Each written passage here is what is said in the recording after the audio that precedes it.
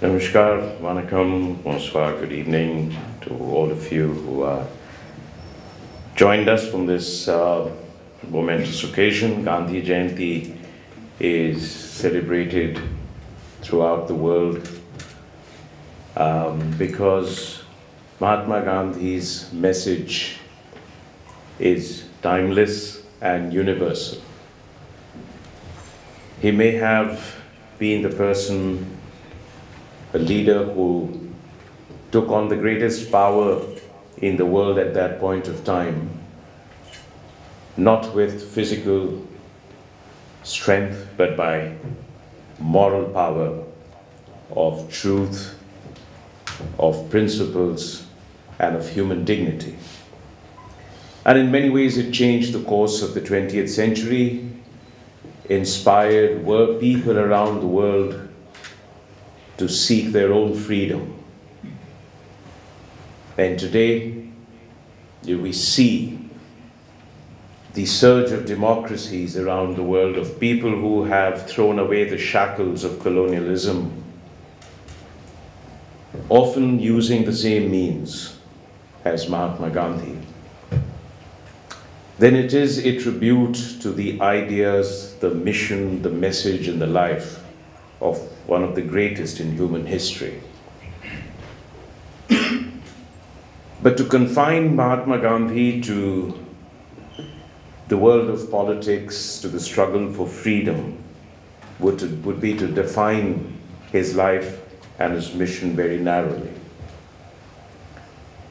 Above all, he was a person who was, in a sense, encouraging us, leading us to overcome our prejudices, to our narrow worldviews, to a world of divisions. But he was also a person who embodied, through his own life, but also through the values he espoused, and the inspiration that his own movement was for people all over the world, including within their own societies, their own communities, to seek justice, equality, dignity for all. When those who were historically oppressed or excluded could now gather the courage to speak truth to power, sometimes to external powers, very often to their own. And history will record, of course, we all know the inspiration that he gave to Martin Luther King Jr. or to Nelson Mandela, and to many, to the movements in East Europe, not just in Asia or Africa or Latin America.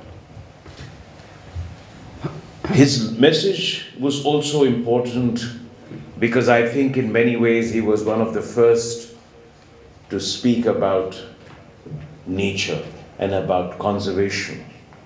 Because for him, violence or non-violence was something that was truly holistic, comprehensive, because he saw himself embedded, humanity as part of nature, not superior to nature, not possessors of nature, but trustees of nature.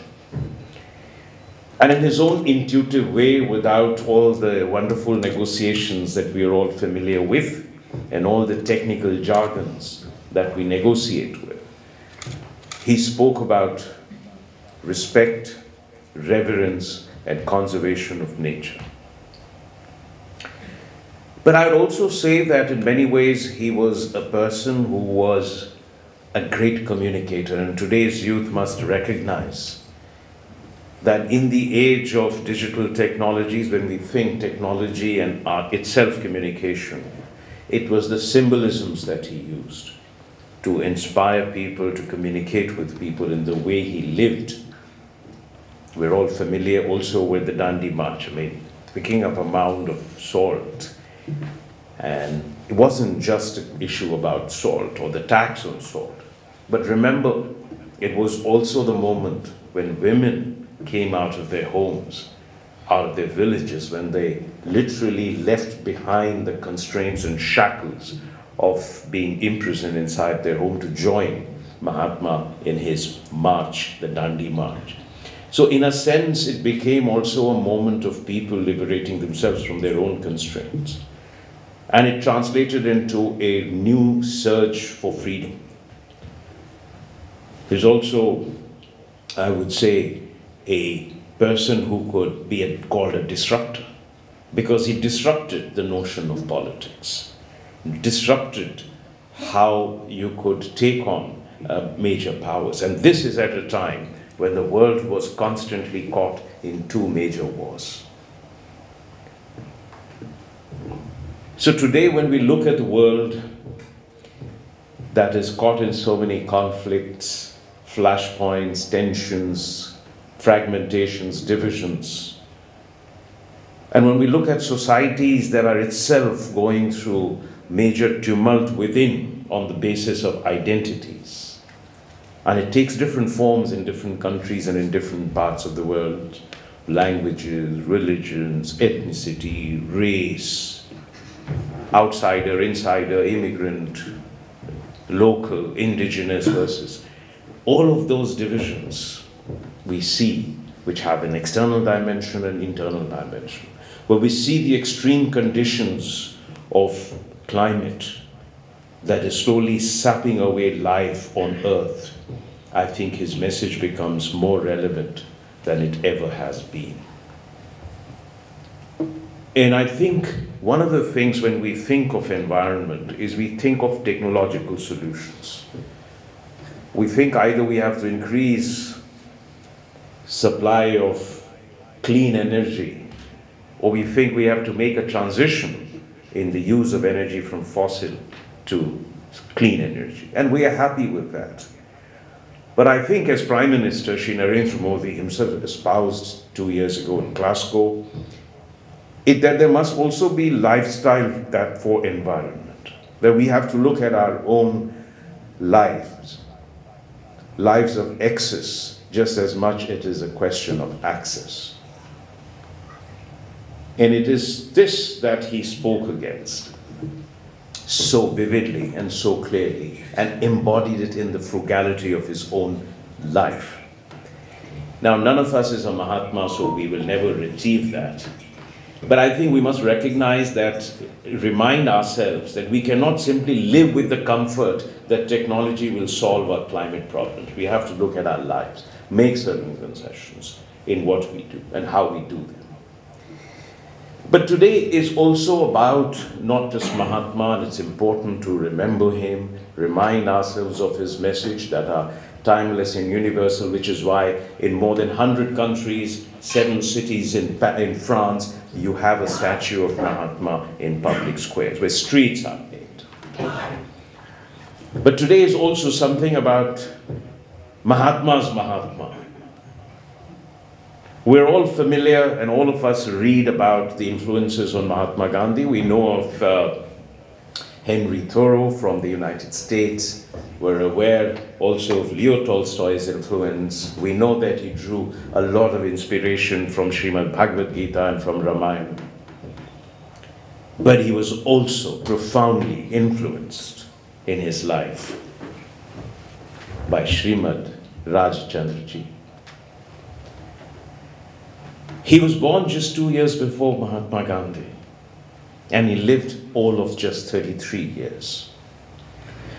But in a short course of his life, and a person who was simply, literally in terms of age, a contemporary of Mahatma Gandhi, has such a profound influence on his thinking and on his convictions, especially at a young formative age when we are all, like he was, beset with doubts, questions, struggles of who we are. I know in 20s I didn't even know what I was going to do in life. But here was a person who had already attained self-realization and was able to influence Mahatma Gandhi in a way that that influence continued for the next 47 years after Srimad Rajchandraji attained Samadhi. And Mahatma Gandhi writes about him with such reverence and respect and affection in his autobiography that you have to accept that the powerful influence he had on Mahatma Gandhi in shaping his mind, in shaping his direction, giving him a sense of patience and purpose, courage and conviction. So it is very important for us to think about this person, this extraordinary human being who lived for just 33 years. A person who at a very young age attained self-realization on his own, author of Atma Siddhi, 142 verse treatise, which is something which now more and more people are reading. So I think it was extremely important to understand and for us to recognize him not simply as a person who had a profound influence on a person who changed the course of India and of human history, but to recognize him and to know about him in his own right. Because just imagine, here's a person who conducts business also, but also is a prolific scholar, writer, thinker, a spiritual leader, a person of great intellect, a person to whom the fundamental truth was that human beings must live in harmony because they must live in the self-realization. And for him, boundaries had to be erased across our divisions. So to take him out of the buried pages of history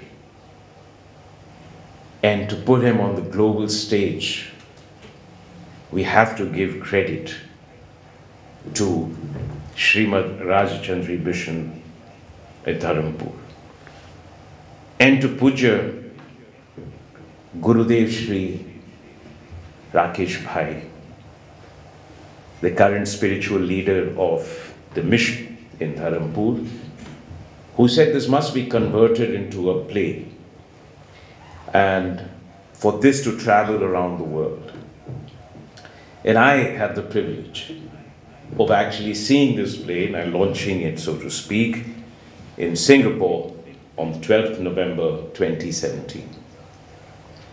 And it's a powerful play and a powerful message which holds you, and at the end of it, you will always, as I did, carry the name and his message with me. So as much as we today celebrate and commemorate the life of Mahatma Gandhi, it is also an appropriate occasion to think about a person who also in his own right set a great example, a great message for the world, but also had a profound influence on Mahatma Gandhi. And I'd like to thank the mission, the Srimad Rajchandri Mission Dharampur in France. I'm so glad it was established here in 2022. It now has presence in 206 countries across. That's, I think, more than the number of countries that are members of the United Nations. And it is across 6 continents. It's just a wonderful thing that the mission is devoting all its energy to uplifting lives of people, in a sense healing them, giving them new purpose, new message, new directions. And I'd like to also thank Gopio Metropole, France, for this initiative of putting this together. And you'll of course not see the play here, but you'll see it in the form of a movie with French subtitles. So that's just as good an experience as it would be if you were to watch the play as I did.